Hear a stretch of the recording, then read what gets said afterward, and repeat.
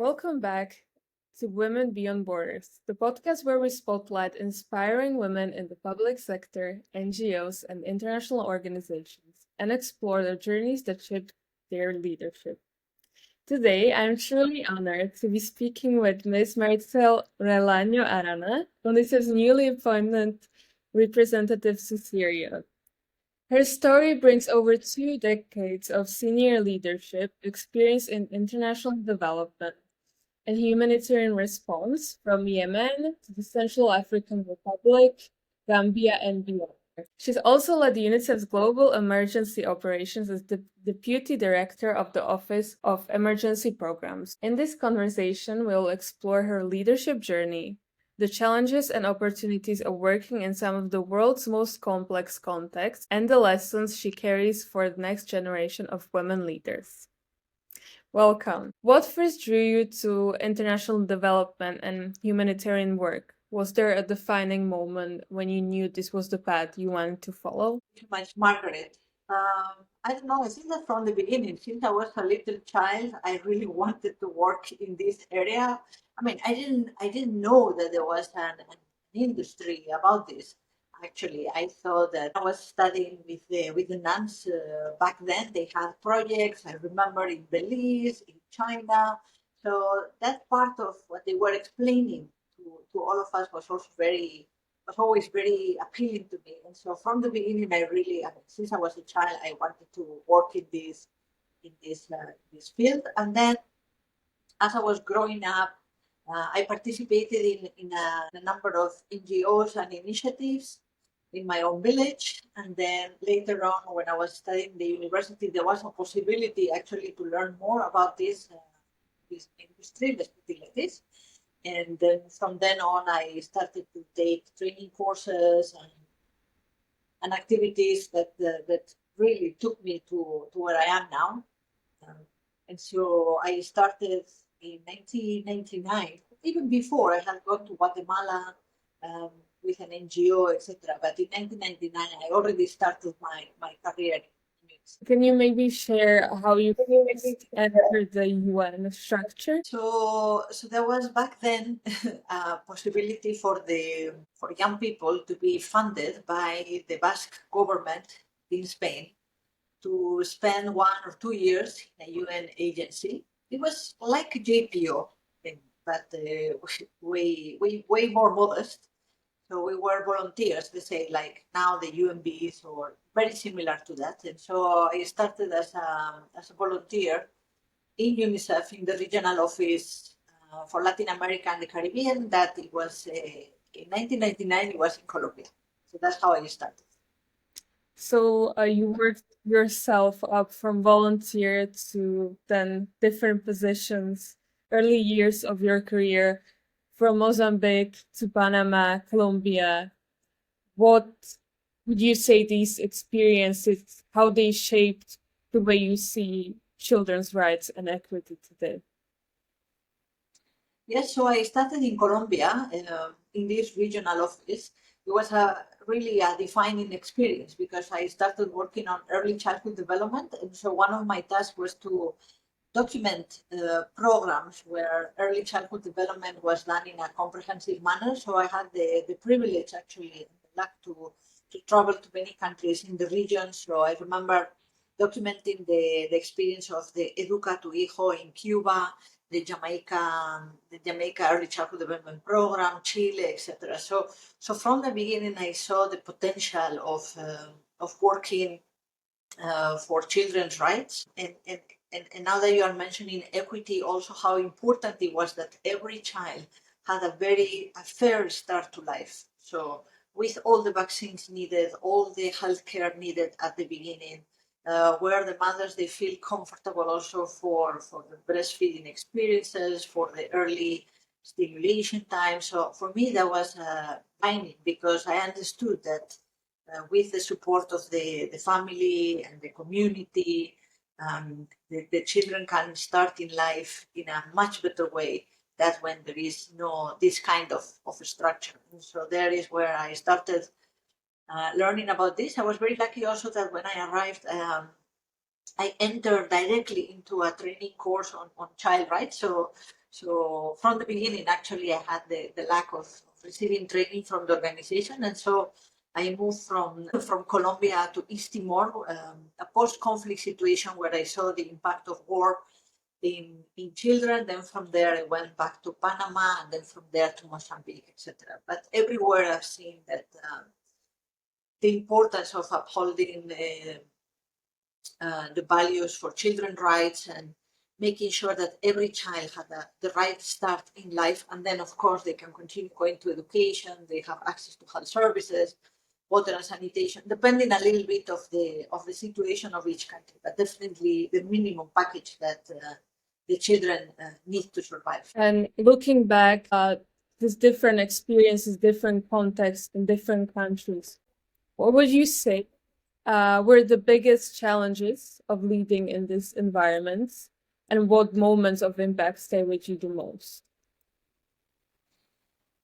So there has been many moments from the initial years that they were a little bit in, I'm not going to say in peaceful countries, but anyway, countries in transition, let's say Colombia, East Timor.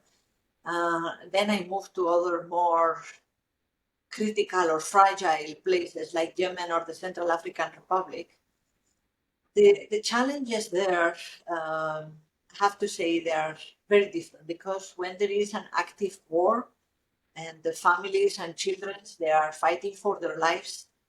Um, the rights of the children, I mean, they're not in the mind of anyone. Everyone is fighting for survival. And the moments that impacted me the most were when I saw children either severely malnourished in the hospitals or wounded. So those are the moments, because one thing is to see children that don't have access to services. It's sad because you see the potential of those children is being limited, but when you see the children being, actively suffering because of the conflict, like not having access to food or being malnourished or being wounded in a hospital, then the impact is much higher.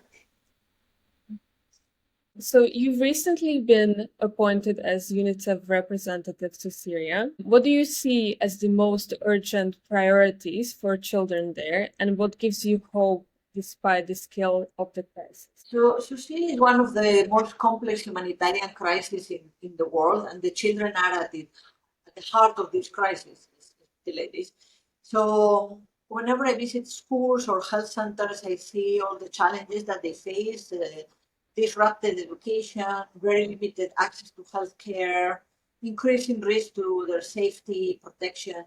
So our immediate priorities at UNICEF are to help restore essential services, strengthen mental health and psychosocial support, a very important aspect because they have suffered a lot during the war, and ensure that they are protected from violence, abuse, and exploitation.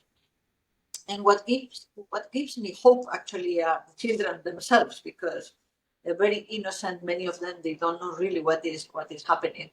And I remember that I recently sat with a group of young people that, despite the many hardship that they face, they continue to learn, they dream, they continue to, when you ask them what do they want to be when they grow older, they have very clear ideas. They want to be doctors, they want to be teachers. And so this determination and of course the tireless efforts of our local partners and the frontline workers is a very powerful reminder that progress is possible even in the most difficult circumstances.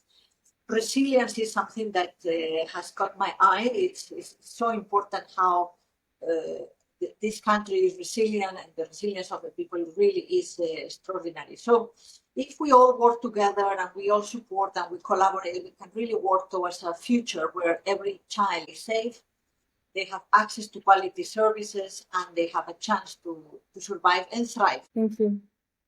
During your time at UNICEF office, emergency programs, you focus on accountability to affected population. What did that teach you about the importance of listening to communities in humanitarian work? So my time in that office, in the Office of Emergency Programs in Geneva, reinforced that listening to communities is not a principle only of good humanitarian action; it's a lifeline. So those more affected by crisis, often the children, the women, and the girls, they have the clearest understanding of what they need. So, for example, here in Syria, I've met mothers who explained to me in very simple words what kind of support would truly help their families. So safe water, a functioning school, a place for the children to play. And so when we engage with them meaningfully and we really listen, our work becomes more effective and also more respectful and grounded on dignity of the people that we serve. So it's about building this trust and showing people that their voices matter. And for me, is that accountability, as you mentioned, is about dignity, ensuring that the families feel seen, heard, valued, even in the middle of the crisis. So our work as humanitarians is beyond delivering assistance. We really have to create this space for dialogue, respond and act on the feedback that we receive, and ensure that communities are at the center of every decision we take. And this commitment is vital to safeguarding human dignity and enabling a very real and lasting change. As you said, that every child deserves a fair chance.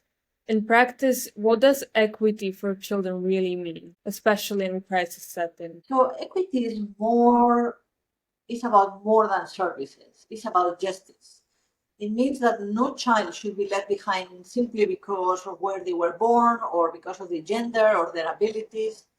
So here, for example, in Syria, I've met children with disabilities who have been kept at home for years, without any possibilities of going out, interacting with other children. And so through our inclusive education programs, they are now walking into classrooms with their peers, with their colleagues. So this is equity in action. And this principle is at the heart of UNICEF work and is central to the Convention on the Rights of the Child. So equity also means prioritizing those children who are most affected by conflict and deprivation, those that are in very hard to reach areas, those living in poverty, those that are affected by displacement or child marriage. So it's about breaking this cycle of disadvantage that denies children access to education, healthcare, protection, and basic services just because they were born in a certain place or because of the gender or the family situation. So for me and for us in UNICEF, true equity also requires listening to children and young people themselves, ensuring that their voices help to shape the decisions that affect their lives. We are also addressing the deeper advocating for fair public spending, strengthening social protection systems, or tackling harmful practices such as child marriage. So by investing in equity, particularly for the most marginalized children, we uphold their rights, but also we create stronger and more inclusive societies for generations to come. And from your perspective, what do you think are the main barriers that still prevent children from accessing opportunities and building a future? Well, so everywhere I go in Syria, and now I've traveled a little bit, I hear the same message from the caregivers, the children. They want safety, number one, stability, and a chance to learn. But the barriers are very heavy because there are a lot of destroyed schools, hospitals, economic difficulties, poverty, child labor, early marriage, and of course the trauma of displacement and the many years of work. So, for example, some weeks ago, I remember that I was in a village in the resort, and the children couldn't continue going to the school, and they were telling me, what happened when they had to leave school and then come back to school. And so those stories remind me that we cannot separate humanitarian needs for the larger call for peace and stability. Because the children of Syria deserve more than survival. They deserve a childhood and they deserve happiness and opportunity.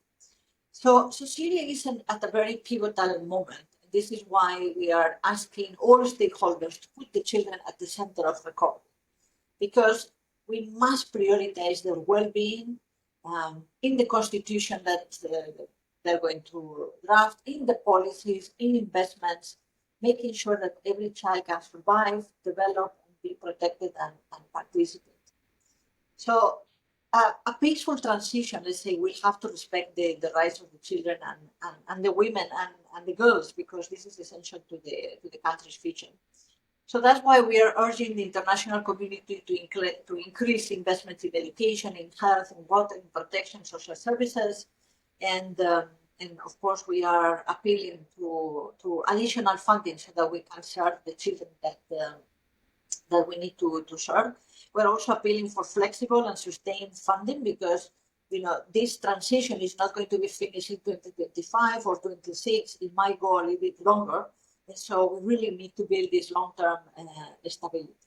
And at the same time, we're asking all parties and all groups to uphold international humanitarian law and cease the hostilities, protect the children and civilian infrastructure, allow us to have access to the children, because there has been recent escalations in the country that have costed lives, displaced families, and we have disrupted services. So we must end with all grave violations against children, and definitely stop to have children either missing or detained. We must ensure that displaced children are reunited with their families and they are supported to recover in dignity. The children in Syria, they have suffered too much, so it's time to listen to them, to respect to their rights, and to put their voices at the center of recovery, because they are the future of the country. Thank you. Now a little bit about your career, which has taken you across different continents and crises. How do you personally take care of yourself while you're leading teams in such demanding contexts? Well, it's important to disconnect from time to time and make friends and go out and read books, watch movies, so that they take you a little bit out of this situation. The problem is nowadays you turn the TV and there are wars in many places in the region, so it's difficult to disconnect, but it's important that we all take other creative activities, yes, like reading novels or watching movies, something that really takes you out of this reality, and so for a little while you navigate in other worlds, and then of course try to do sports and keeping healthy habits. That's very important. And for a woman like me, just starting out in NGOs and international organizations, what leadership lessons would you share? What I have done is to really give 100% of myself to every job that I've done since I started. I've taken all the tasks and I have embraced all the tasks that they have given me, the most fascinating and the less fascinating, because you can learn from everywhere. It's very important that you listen to your colleagues, that you listen to the colleagues that live in the country and learn from them. And it's very important that you are very much aligned with the mission of the organization. So when what you want to do is aligned with the vision of the organization, and you understand the impact of your work, whether it is this big or a little bit bigger, then you can engage with the cause. And UNICEF has such a fascinating mandate that is not very difficult. But I will just say, to pick a cause that really moves you, and follow it and do the best you can, and do your 100% or even more if you can. So stick to your values, stick to organizations or NGOs' values, and just trust the process, and just wait, because it's a long process. It doesn't happen overnight. So yeah. And finally, looking ahead, what role do you see women playing in shaping the future of humanitarian leadership? And what still gives you hope for children, even in the world's most difficult places? So I see more and more women hopefully taking the role of resident coordinator, humanitarian coordinator, special envoys, representatives of different UN agencies, NGOs. Unfortunately, in contexts like the ones that I have lived, Yemen, Central African Republic, and even here, Syria, the majority of the leaders are men, and we are very few. So usually when we are more women in the room, the conversation becomes a little bit more human, I have to say. So it's a pleasure to work with other women. So I really want to see more women in humanitarian leadership. I mean, we are making, there are more and more women, it is true, but still we are far from being the norm in many of these contexts, I have to say. And then what gives me hope for children is really my colleagues give me a lot of hope. Many of them are so dedicated, especially the colleagues that they live in the field offices. Here in Syria, I've traveled everywhere. There is Sor, Kamishli, Tartus. I've been to Latakia, to Homs, to Aleppo. I mean, the southern governorates everywhere. And it's usually my colleagues in the field offices that are very close to the children that give me a lot of hope. Of course, the children themselves, because they haven't done anything wrong, so they are the ones that they play with you when you go and visit them. They show you the kind of, especially in the schools. I think the schools are the ones that give you the most energy, and this innocence of the children, that no matter what the context is, they keep dreaming about the future, and they keep dreaming um, about learning and thriving and becoming professionals one day. So this is what really gives me. Thank you so much, Meritxell, for joining us today for our third episode of Women Beyond Borders. Thank you for such an insightful conversation about your work in UNICEF in different locations and in general how it feels, how it is to be working under UN. And everyone listening, see you in the next episode. Good luck, and continue doing this job. It's very important that we as women we share experiences and we talk to each other. Thank you so much. Thank you.